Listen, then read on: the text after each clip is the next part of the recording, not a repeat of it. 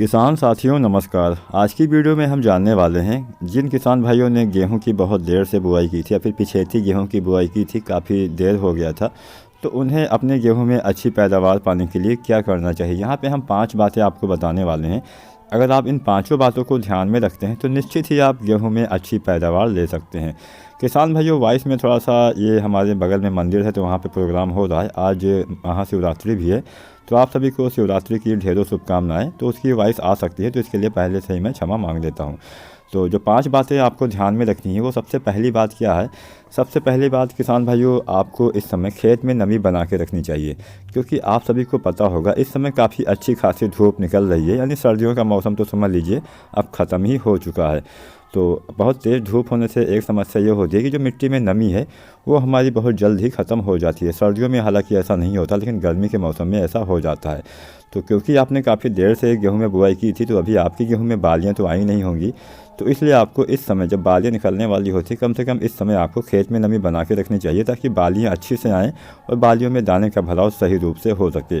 जब खेत में नमी नहीं रहती है तो बालियां सही से नहीं निकल पाती हैं, बालियां काफ़ी छोटी रह जाती है, दाने आपके पिचके रह जाते हैं, दाने मोटे नहीं हो पाते हैं, जिससे आपको काफ़ी कम उत्पादन मिलता है। वैसे भी आपने देर से बुआई की है, तो जो सामान्य परिस्थितियों में, सामान्य अवस्थाओं में गेहूं की बुआई की जाती है, उससे तो आपको कम ही उत्पादन मिलेगा। तो सबसे पहले ध्यान आपको ये रखना है कि इस अवस्था से लेकर, यानी अभी जो भी अवस्था आपके फसल में चल रही हो, चाहे गबोड़ अवस्था हो या फिर बालियाँ निकल रही हो, इस अवस्था से लेकर जब तक दाने का भराव सही रूप से नहीं हो जाता है, तब तक आपको खेत में नमी बना के रखनी चाहिए। दूसरी बात आपको क्या ध्यान में रखना है, किसान भाइयों, जिस गेहूं की बुआई काफ़ी देर से की जाती है उसमें रोगों का प्रकोप काफ़ी ज़्यादा होता है, बीमारियां काफ़ी जल्दी आती हैं। माहों का प्रकोप भी आपको दिखाई दे जाएगा हाल के दिनों में। तो इसके उपचार के लिए एक समय समय पे आपको जो इससे संबंधित दवाएं हो, इसका आपको इस्तेमाल करते रहना होता है। चाहे जो भी आपके यहाँ पे, चाहे माहू का अटैक हो गया हो या फिर कोई भी पीला रत हो या फिर कोई अन्य बीमारी का अटैक हो गया हो, कुल मिला के आपको ध्यान में इतना रखना है कि वैसे भी आपने काफ़ी देर से बुआई की है। दूसरा, अगर कोई रोग, कोई बीमारी आपकी फसल में लग जाएगा तो उत्पादन तो आपको ना के बराबर ही होगा। तो इसलिए समय पे, समय रहते अच्छी दवाओं का इस्तेमाल आपको करते रहना चाहिए।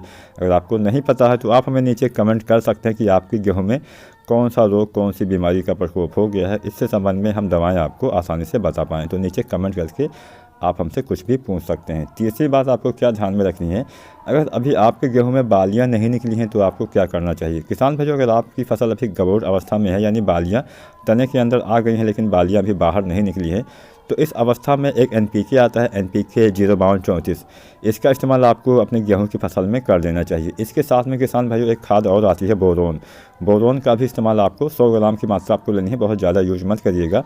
तो बोरोन 100 ग्राम और जो NPK है 05234, इसकी 1.5 किलोग्राम मात्रा आपको लेनी है, और प्रत्येक एकड़ के हिसाब से आप इसका इस्तेमाल कर सकते हैं। आप चाहे तो जो सागर का आती है लिक्विड, इसका भी इस्तेमाल कर सकते हैं।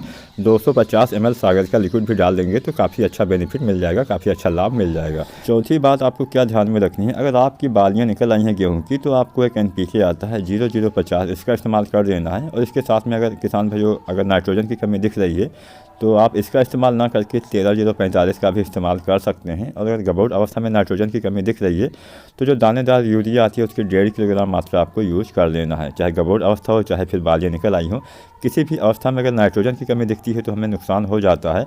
तो इस अवस्था में, चाहे आपकी गबोड़ अवस्था हो, चाहे बालियाँ निकल आई हो या फिर निकल रही हो, अगर इन अवस्थाओं में नाइट्रोजन की कमी आपको दिखाई दे रही है तो जो भी आप NPK डाल रहे हैं उसके साथ में जो दानेदार यूरिया आती है, इसका आपको इस्तेमाल कर देना है। 1.5 किलोग्राम मात्रा आपको लेनी है और उसको अच्छे से घोल लेना है। उसके बाद में स्प्रे छिड़काव कर देना है। तो इसके इस्तेमाल से नाइट्रोजन की भी पूर्ति हो जाएगी और आपके जो अन्य खादें हैं वो भी आसानी से पहुंच जाएंगी। मतलब अन्य जो NPK आप डाल रहे हैं वो भी आपके पौधे को मिल जाएगा। अगर आप दानेदार यूरिया नहीं डालना चाहते हैं तो जो नैनो यूरिया आती है इसका भी इस्तेमाल कर सकते हैं। तो जो 5 बातें बताई हैं उनमें 2 बातें काफ़ी प्रमुख हैं। नमी आपको बना के रखनी है और समय रहते खादों का इस्तेमाल करते रहना है। कोई भी रोग, कोई भी बीमारी लग जाए तो उसका भी उपचार समय रहते करते रहेंगे तो निश्चित ही आप गेहूँ में अच्छी पैदावार ले पाएंगे। अगर वीडियो पसंद आई हो तो लाइक भी करना। धन्यवाद। चैनल भी सब्सक्राइब करें।